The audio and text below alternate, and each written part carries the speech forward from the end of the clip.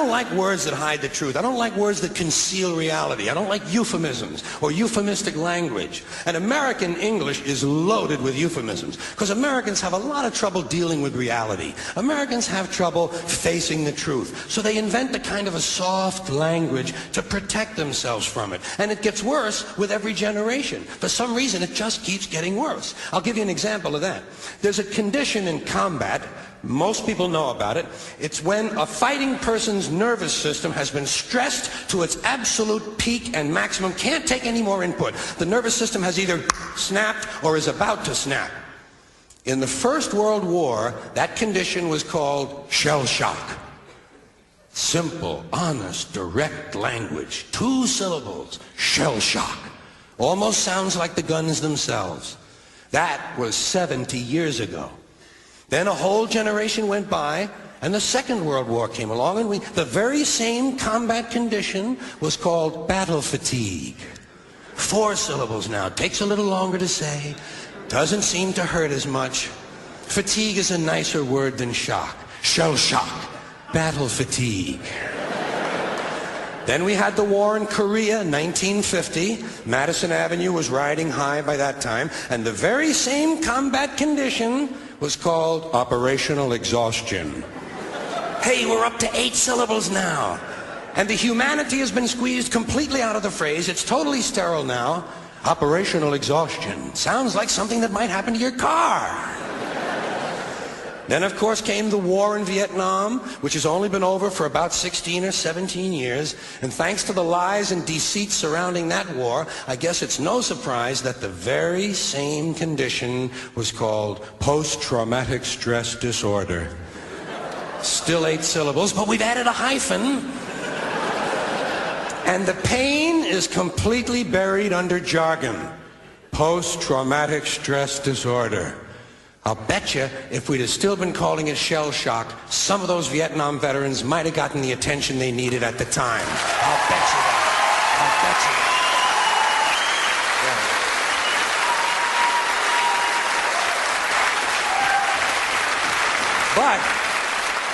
But it didn't happen. And one of the reasons is because we were using that soft language, that language that takes the life out of life. And it is a function of time. It does keep getting worse. Give you another example. Sometime during my life, toilet paper became bathroom tissue. I wasn't notified of this.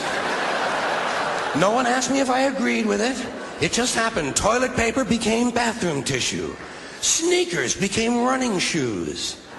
False teeth became dental appliances.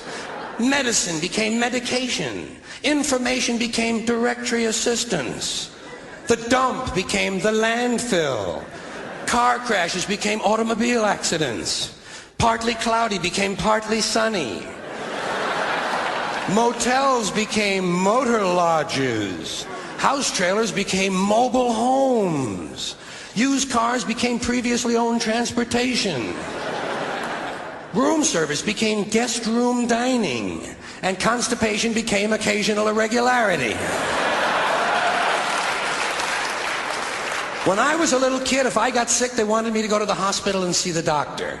Now they want me to go to a health maintenance organization or a wellness center to consult a healthcare delivery professional. Poor people used to live in slums. Now the economically disadvantaged occupy substandard housing in the inner cities.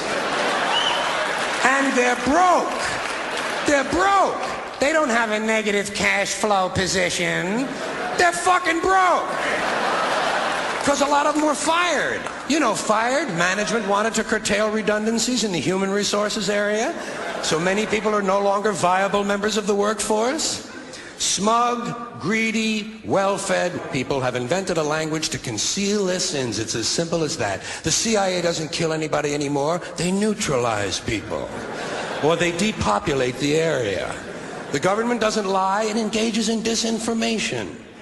The Pentagon actually measures nuclear radiation in something they call sunshine units. Israeli murderers are called commandos. Arab commandos are called terrorists. Contra killers are called freedom fighters. Well, if crime fighters fight crime and firefighters fight fire, what do freedom fighters fight? They never mention that part of it to us, do they? Never mention that part of it.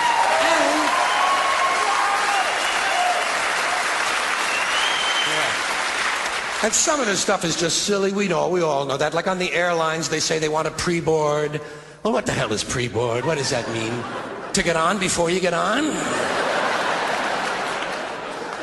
They say they're going to pre-board those passengers in need of special assistance.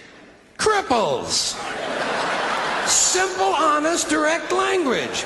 There's no shame attached to the word cripple that I can find in any dictionary. No shame attached to it. In fact, it's a word used in Bible translations. Jesus healed the cripples. Doesn't take 7 words to describe that condition. But we don't have any cripples in this country anymore. We have the physically challenged. Is that a grotesque enough evasion for you? How about differently abled? I've heard them called that, differently abled. You can't even call these people handicapped anymore. They'll say, we're not handicapped, we're handy-capable.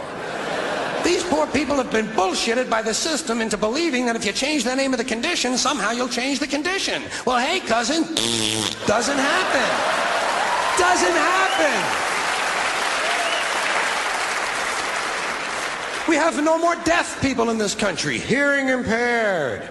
No one's blind anymore, partially sighted or visually impaired. We have no more stupid people. Everybody has a learning disorder. Or he's minimally exceptional.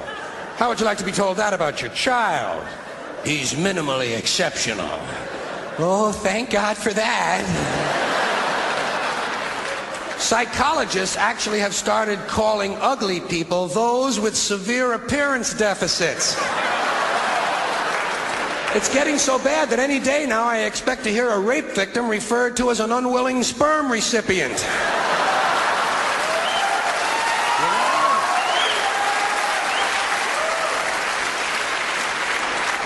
And we have no more old people in this country. No more old people. We shipped them all away, and we brought in these senior citizens. Isn't that a typically American 20th century phrase? Bloodless, lifeless. No pulse in one of them. A senior citizen. But I've accepted that one. I've come to terms with it. I know it's here to stay. We'll never get rid of it. That's what they're going to be called, so I'll relax on that. But the one I do resist, the one I keep resisting, is when they look at an old guy and they'll say, look at him, Dan. He's 90 years young.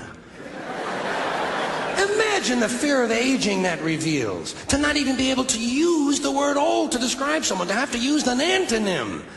And fear of aging is natural, it's universal, isn't it? We all have that. No one wants to get old, no one wants to die, but we do. So we bullshit ourselves.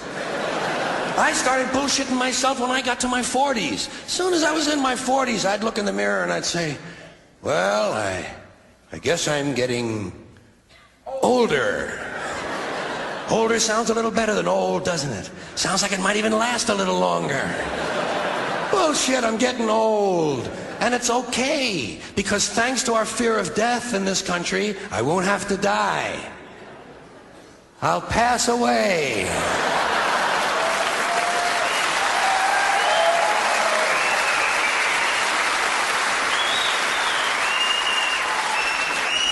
Or I'll expire like a magazine subscription. If it happens in the hospital, they'll call it a terminal episode. The insurance company will refer to it as negative patient care outcome. And if it's the result of malpractice, they'll say it was a therapeutic misadventure. I'm telling you, some of this language makes me want to vomit. Well, maybe not vomit. Makes me want to engage in an involuntary personal protein spill. Thank you all.